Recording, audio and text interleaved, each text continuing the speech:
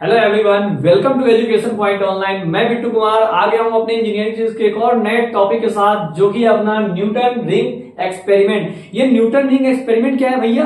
तो ऐसा नहीं बोल देंगे कि न्यूटन बाबा जो थे वो रिंग पहने थे, एंगेजमेंट कर लिए थे, ऐसी बात नहीं है। ये जो न्यूटन रिंग्स होता है ये क्या है सुनिए। जैसे कि एक मान लीजिए एक सोडियम का लाइट है, ठीक। सोडियम लैंप का क्या है, एक लाइट है, या कोई भी मोनोक्रोमेटिक लाइट हो सकता है जो किसी कॉन्वेक्स लेंस से पास हो रहा है। जैसे मान लीजिए, पहले मैं अभी समझा देता हूं ओनली, फिर उसका डायग्राम आपको क्रिएट करवाऊंगा। तो एक सोडियम का लैंप है जिसके एक लाइट निकल रहा है, वो लाइट किससे पास हो रहा है? तो एक कॉन्वेक्स लेंस से। किससे? कॉन्वेक्स लेंस से। कौन से लेंस से भैया? कॉन्वेक्स लेंस से। अब ये लाइट जो है कॉन्वेक्स लेंस से पास हो रहा था, कुछ ऐसे जा रहा बहुत मस्ती में। हमने क्या किया, इसके सामने 45 डिग्री से एक क्या किया, गिलास का प्लेट लाके रख दिया। क्या किया भैया? तो ये जो लाइट था सोडियम लैंप था। कैसा लाइट था भैया? Sodium lamp. सोडियम लैंप से एक लाइट निकला, किस लेंस से पार हो रहा है? कॉन्वेक्स लेंस से। और इसके रास्ते में हमने क्या लाके रख दिया भैया? तो इसके रास्ते में हमने लाके रख दिया क्या? एक ग्लास का प्लेट। कितने एंगल से? 45 डिग्री एंगल से हमने क्या किया? 45 डिग्री एंगल से हमने एक ग्लास का प्लेट लाके रख दिया। बहुत बढ़िया भाई साहब, लाके रख देते हैं। अब क्या हुआ, जैसे ये ग्लास प्लेट से ये लाइट टकराया, ग्लास प्लेट से जैसे ये लाइट टकराया, टकराने के बाद तुरंत नीचे की तरफ रिफ्लेक्ट हो गया। क्या हो गया भैया? नीचे की तरफ रिफ्लेक्ट हो गया। और रिफ्लेक्ट होने के बाद कहीं ना कहीं किसी सरफेस पे दिखेगा कि नहीं दिखेगा? बिल्कुल। तो हमने इसके नीचे एक सरफेस लगा के रखा था। ये भी एक हमारा ग्लास का ही अर्ध कटा हुआ भाग था, यानी एक कटा हुआ लेंस था जिसको हमने नीचे लगा के रखा था। अब इसका एक स्टैंड था जिसपे हमने इसको टिका के रखा था। तो स्टैंड कुछ ऐसा था, हमने स्टैंड भी बना दिया, स्टैंड प्लेट बना दिया, ठीक। यहां तक हमने क्या किया कि हमारे पास एक सोडियम का लैंप था जो कि एक कॉन्वेक्स लेंस से पास हुआ। जैसे ही पास हुआ तो हमने इसके रास्ते में लाकर 45 डिग्री से क्या रख दिया? एक ग्लास का प्लेट रखा। जैसे ही लाइट इस ग्लास के प्लेट से टकराया, तुरंत ही नीचे की तरफ रिफ्लेक्ट हो गया। और रिफ्लेक्ट होने के बाद ये कहां इंसिडेंट होता है? तो एक ग्लास के प्लेट पे। अब ये जो ऐसे फेनोमेनन हो रहे हैं, ये फेनोमेनन हमें ऐसे ही दिखाई नहीं देगा खुली आंखों से। तो हमने क्या किया, इस चीज को माइक्रोस्कोप ऊपर की तरफ से हमने एक, मान लो यहाँ पे एक माइक्रोस्कोप लगा के रखा है। क्या रखा है भैया? तो ऊपर की तरफ मान लो यहाँ पे एक हमने माइक्रोस्कोप लगाया है। क्या लगाया है? माइक्रोस्कोप। और इसी माइक्रोस्कोप में हमें क्या दिखाई देता है? एक रिंग बनता हुआ दिखाई देता है। जो हमारा वेव है, ये जो लाइट ऐसे करके रिफ्लेक्ट हुआ, और रिफ्लेक्ट होने के बाद जो यहाँ पे हमें दिखाई देगा इस माइक्रोस्कोप से, वो क्या दिखाई देगा? एक रिंग बनता हुआ दिखाई देगा, जिसे क्या बोला गया? Newton ring experiment. समझ में आया आपको? ये न्यूटन रिंग एक्सपेरिमेंट क्या होता है कि जब एक सोडियम का लाइट कॉन्वेक्स लेंस से पास हुआ तो क्या हुआ, एक ग्लास के प्लेट इसके रास्ते में लाके हमने रख दिया 45 डिग्री एंगल से। तो ये टकराने के बाद नीचे ग्लास प्लेट पे गया, और ये जो ग्लास प्लेट पे जाने के बाद एक रिंग क्रिएट करता है जो कि हमें खुली आंखों से दिखाई नहीं देता था। तो हमने क्या किया, ऊपर एक माइक्रोस्कोप लगा के ऊपर से जब हमने देखा तो इसमें हमें एक रिंग बनता हुआ दिखाई दिया, जिसे हम क्या बोलते हैं? तो न्यूटन रिंग बोलते हैं भैया। समझ में आ गया न्यूटन रिंग क्या होता है? अब आइए इसके डेरिवेशन को करते हैं। इसके डेरिवेशन को करते हैं। तो इसके डेरिवेशन हम कैसे करेंगे, आइए हम वो देखते हैं। सबसे पहले न्यूटन रिंग्स क्या होता है हमने आपको बहुत अच्छे तरीके से डायग्राम से समझा दिया। अब इसके डेरिवेशन कैसे करेंगे, देखिए। सबसे पहले the path difference between the interference of ring, यानी जो रिंग बन रहा है उस रिंग में कैसे कैसे इंटरफेरेंस होंगे, उस रिंग में कैसे कैसे वेव एक दूसरे से क्या करेंगे? इंटरफेरेंस करेंगे, एक दूसरे से कैसे मिलेंगे। तो उसको लेकर हमने क्या लिखा? पाथ डिफरेंस कैसे निकालेंगे, उस रिंग का हम पाथ डिफरेंस कैसे निकालेंगे। पीछे वाले में हम किसका पाथ डिफरेंस निकाल रहे थे? वो जो वेव था, वो जो हमारा एक लाइन S2 S1 दिख रहा था, उसका हमने फेज डिफरेंस निकाला था।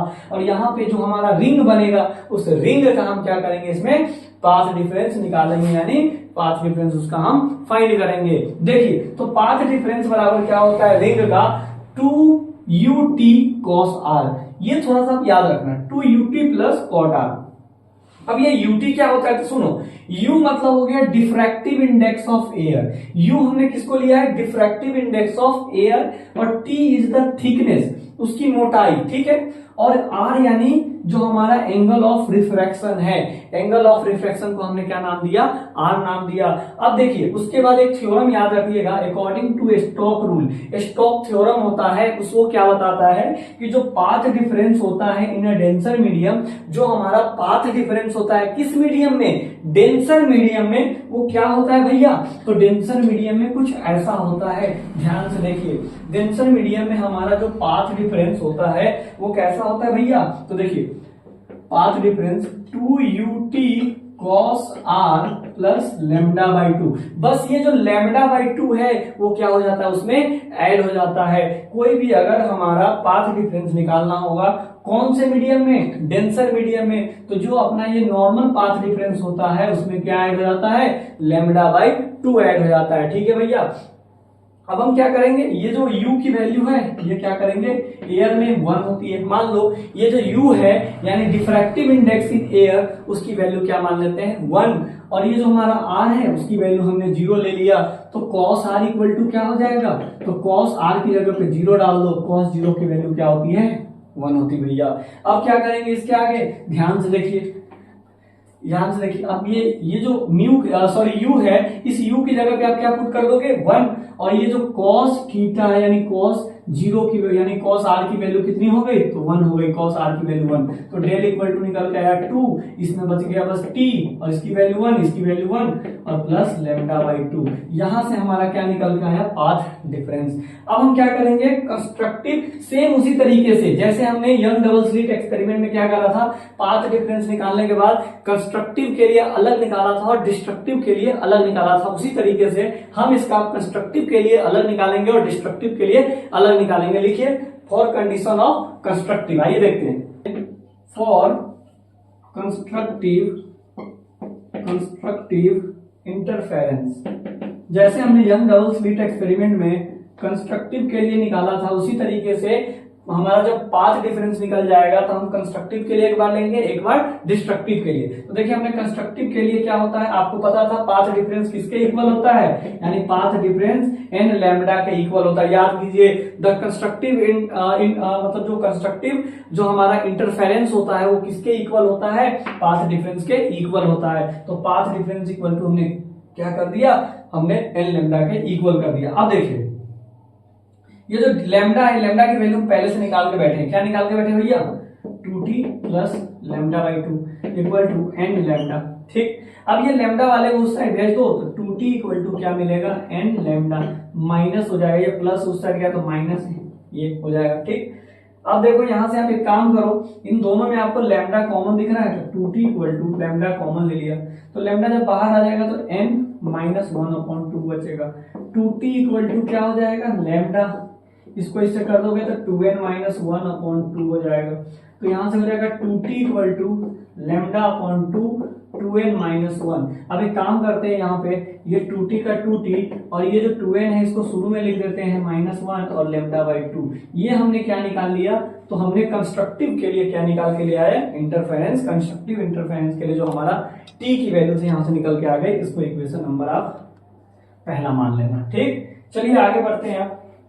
तो आइए अब देखते हैं, हमने तो कंस्ट्रक्टिव के लिए निकाल लिया, अब हम निकालते हैं डिस्ट्रक्टिव के लिए। लिखेंगे फॉर डिस्ट्रक्टिव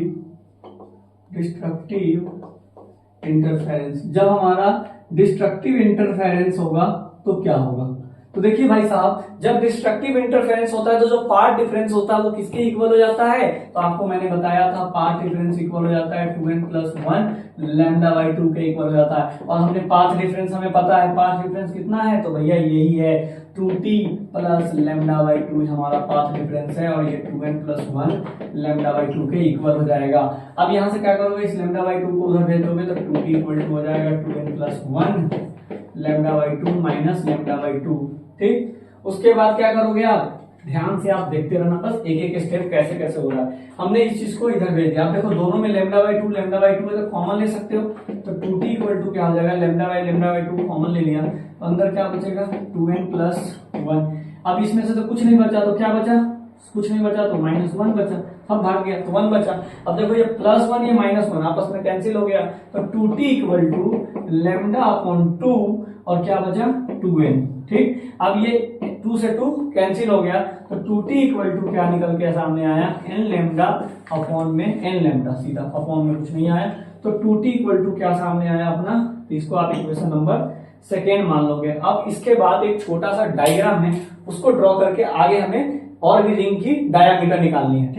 मान लीजिए कि जो अपना ये डायग्राम बन रहा है, डायग्राम यानी जो रिंग बना है, उस रिंग का डायामीटर कितना है। हमने तो रिंग का क्या निकाल लिया, फिर पाथ डिफरेंस तो निकाल लिया कि रिंग का पाथ डिफरेंस कंस्ट्रक्टिव में और डिस्ट्रक्टिव में क्या होगा। अब मान लीजिए कि ये कुछ इस तरीके का अपना रिंग बना होगा, कुछ इस तरीके का मान लीजिए, सपोज कीजिए रिंग बना है, ठीक, ये रिंग बना और ये नीचे प्लेट पे रखा हुआ है जो हमें दिखाई दे रहा है, ठीक, ऐसे आप मान लीजिए,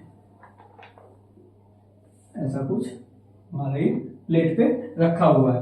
अब एक काम करते हैं, इसका सेंटर क्या है, ये है, इसका सेंटर हम डी मान लेते हैं, जो हमें पता है यहां से यहां तक रेडियस होगा और यहां से यहां तक रेडियस होगा। इसके थोड़ा सा ऊपर एक पॉइंट सी ले लेते हैं और इस सी पॉइंट से यहां तक की दूरी को भी हम कैपिटल आर मान लेते हैं और यहां से यहां तक एक हमने क्या करा, एक लाइन ड्रॉ करा, इस पॉइंट का नाम हम क्या दे देते हैं, ओ दे देते हैं। और जो ग्लास का प्लेट रखा हुआ है नीचे, इसको हम नाम दे देते हैं एम और एन, इसका नाम आप दे दीजिए ए से बी तक की डिस्टेंस और इसके ऊपर एक पॉइंट दे दीजिए ई। समझ में आया। तो हमने एक रिंग बना लिया, इस रिंग का डायामीटर कितना है, यहां से यहां तक, पूरे यहां से यहां तक तो डी है, लेकिन हमने यहां से यहां तक क्या मान लिया, आर, और यहां से यहां तक आर, और ये जो पॉइंट है इसका पॉइंट का नाम हमने क्या दे दिया, डी दे दिया। अब क्या करेंगे, एक जो हमारा सर्कल का प्रॉपर्टी होता है उसको यूज करेंगे। एक काम कीजिए, ये जो रिंग है इसका थिकनेस मान लीजिए टी, इस रिंग का थिकनेस कितना मान लिया था हमने, टी मान लिया। अब हम सर्कल के प्रॉपर्टी से लिखेंगे फ्रॉम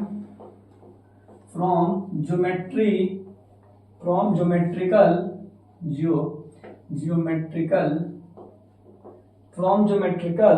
प्रॉपर्टी ऑफ सर्कल के ज्योमेट्रिकल प्रॉपर्टी से, यानी यहाँ पे एक सर्कल की तरह हमारा एक डायग्राम मिला है, एक रिंग मिला है, तो इस सर्कल के प्रॉपर्टी से हम क्या करेंगे, ये दोनों रेडियस जो होगा, ये दोनों रेडियस का जब आप मल्टीप्लाई कर दोगे, यानी AD multiply AD equal to हो जाएगा, किसके इक्वल हो जाएगा, तो OD O से D तक की दूरी और मल्टीप्लाई बाय D से E तक की दूरी, यहां से यहां तक की दूरी और यहां से यहां तक की दूरी मल्टीप्लाई के बराबर हो जाएगा। तो AD दो बार लिखा गया, AD और BD, यहां पे क्या हो जाएगा, BD, ठीक। यानी ये दोनों रेडियस को जब आप मल्टीप्लाई करोगे, एक बात बताओ, यहां से यहां तक भी रेडियस है, यहां से यहां तक भी रेडियस है, यहां से यहां तक भी रेडियस है और यहां से यहां तक रेडियस है कि नहीं। तो सर्कल का प्रॉपर्टी क्या कहता है, ये दोनों रेडियस आपस में क्या हो सकते हैं, इक्वल हो जाएंगे। ये रेडियस को मल्टीप्लाई करो और ये रेडियस को मल्टीप्लाई करो, दोनों आपस में क्या होंगे, इक्वल होंगे। तो हमने वही करा। अब AD की लंबाई कितनी है, R इंटू आर, इसकी लंबाई कितनी है, तो OD की लंबाई यानी थिकनेस क्या है हमारा, T, तो T ले लिया। और D की लंबाई कितनी है, तो D की लंबाई निकालने के लिए देखो, ये जो R है उसको 2 टाइम्स कर दो, 2 टाइम्स 2R माइनस T। ये जो R है ये यहां से यहां तक की लंबाई को, तो ही हम R बोल रहे हैं, कैपिटल R, तो यहां से यहां तक की लंबाई जब कैपिटल है और उसका कितना हो जाएगा, 2 टाइम्स हो जाएगा। और ये जो थिकनेस है इसको माइनस कर दोगे तो ये लंबाई नहीं निकल जाएगा।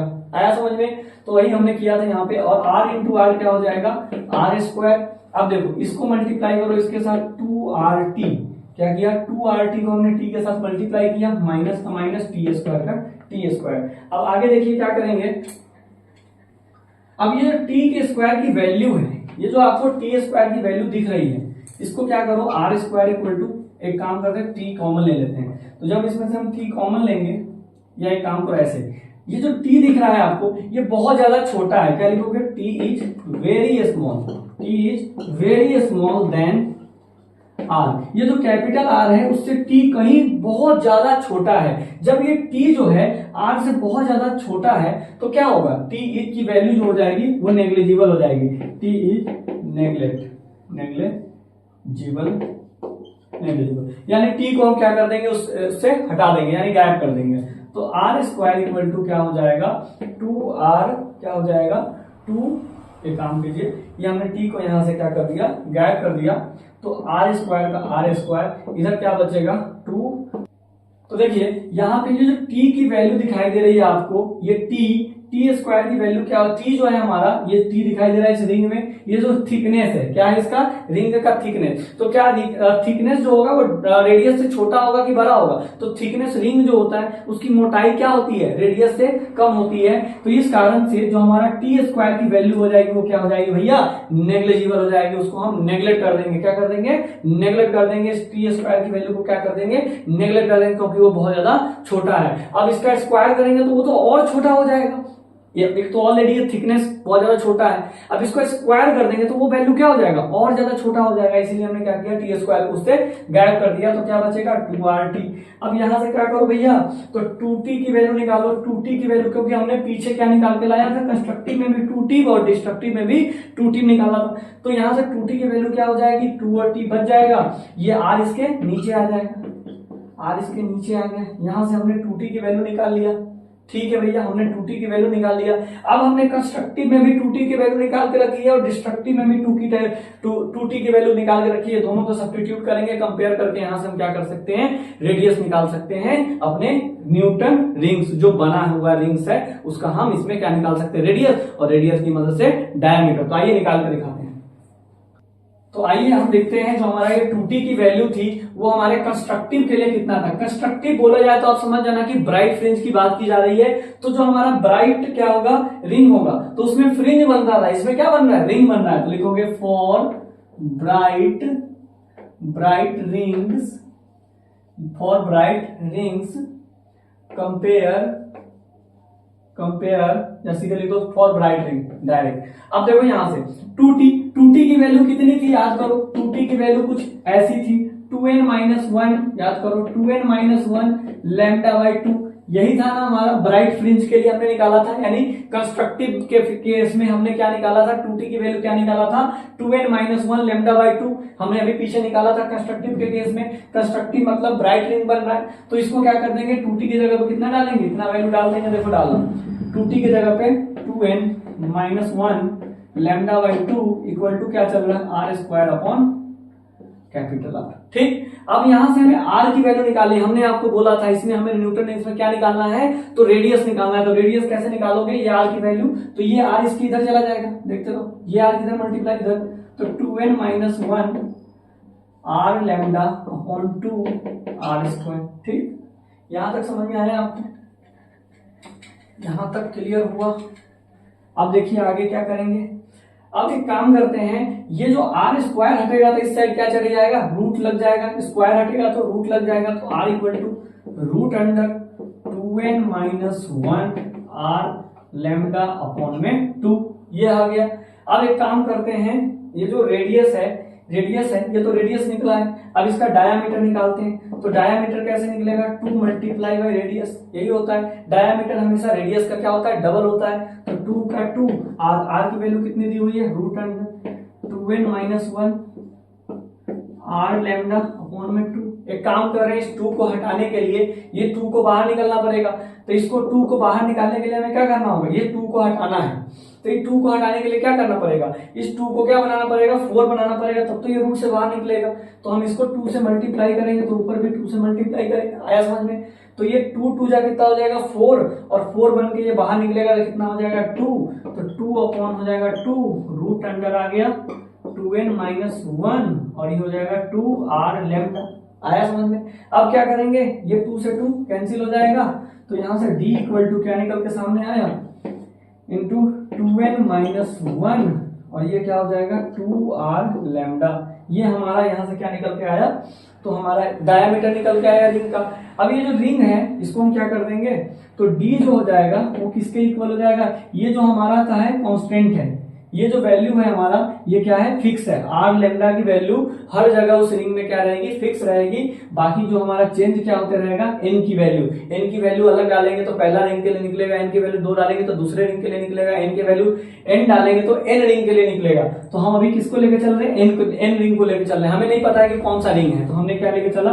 तो यहां से एक बात पता चल रहा है, ये जो वैल्यू है वो क्या है, कांस्टेंट है, क्या है, कांस्टेंट है, ये फिक्स है, ये चेंज नहीं होगा। चेंज कौन सा होगा, ये होगा।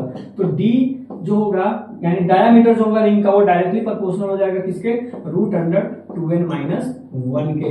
यही हमारा डायामीटर के बीच में क्या आया, रिलेशन आया जब हमारा ये ब्राइट फ्रिंज होगा तब। अब आइए डार्क फ्रिंज के लिए निकाल के दिखाता हूं। तो हमने डार्क फ्रिंज के लिए हमने आपको 2T का फॉर्मूला निकाला था, n लैम्डा कुछ आया था, ऐसे याद कीजिए। हमने जब डिस्ट्रक्टिव इंटरफेरेंस लिया था तो जो न्यूटन रिंग्स का जो पाथ डिफरेंस था, जो हमारा पाथ डिफरेंस था वो क्या था, 2T minus 2T equal to n lambda. तो हम किसके लिए निकालने जा रहे हैं, फॉर डार्क रिंग। जो हमारा डार्क रिंग बन रहा है, ब्राइट बना तो समझ गए कंस्ट्रक्टिव है, और ब्राइट का है लिखाता है भाई, रिंग लिखा जाओ। तो डार्क रिंग के लिए, तो डार्क रिंग के लिए क्या केस हो जाएगा, वही केस जैसे हमने पीछे लिखा था। 2T किसके बराबर हो जाएगा, तो 2T की जगह पे लिख दो n lambda equal to r square upon capital R हो जाएगा। क्योंकि हम अभी निकाल के दिखाए थे आपको कि जो हमारा क्या होता है 2T होता है वो क्या था, r स्क्वायर अपॉन R था। अब ये 2T की जगह पे क्या डाल दोगे, डार्क रिंग के लिए 2T इक्वल टू क्या हो जाएगा, n लैम्डा। तो इसके जगह पे n lambda r square upon R। अब क्या करो, यहाँ से r की वैल्यू निकालना है, तो ये इधर मल्टीप्लाई हो जाएगा, देखो ये इधर मल्टीप्लाई हो जाएगा, तो r n lambda equal to r square. इसको सही से लिख देते हैं, n r lambda equal to r square. Square हटाइए तो इधर रूट चढ़ेगा, n r लैम्डा। ठीक, अब इसी तरीके से डायामीटर निकालो, तो 2 इंटू आर, तो diameter equal to 2 into R की वैल्यू कितनी है भैया, तो ये रहा आर की value into n r lambda. ठीक, अब इसको क्या करोगे, फिर अंदर 2 बनाने के लिए क्या करोगे भैया, इसको अगर 2 को काटना है, इस 2 को हटाना है, तो अंदर से हमें क्या लेके आना होगा, 2 लेके आना होगा। तो 2 कैसे बनेगा, इसमें 4 से मल्टीप्लाई कर दो, तो ये 4 से हमें डिवाइड भी करना होगा।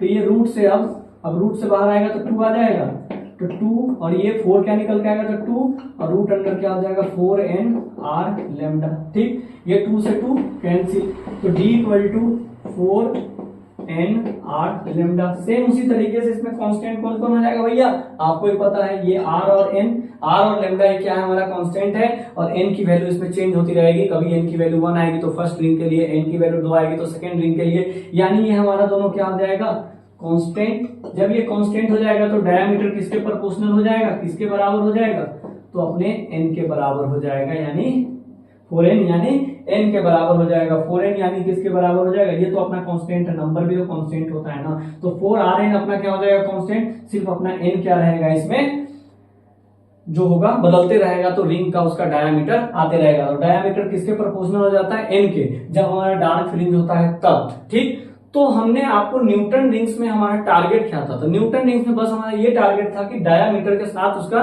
रिलेशनशिप कैसा होगा, उसका डायामीटर कैसे निकलेगा, यही हमारा इस न्यूटन रिंग्स में बस डेरिवेशन में करना था। तो आई होप आपको ये न्यूटन इसका डेरिवेशन बहुत अच्छे तरीके से क्लियर हो गया होगा। फिर भी आपको अगर कुछ भी दिक्कत है तो आप एक बार 2 बार इसको क्या करो, रिकैप करके देखो, आपको ये पूरी तरीके से क्लियर हो जाएगा। और नोट्स के लिए आप बिल्कुल भी चिंता मत करो, नोट्स आपको हमारे एप्लीकेशन एजुकेशन पॉइंट ऑनलाइन पे जाके आपको मिल जाएगा। मिलते हैं नेक्स्ट वीडियो में, तब तक के लिए बाय।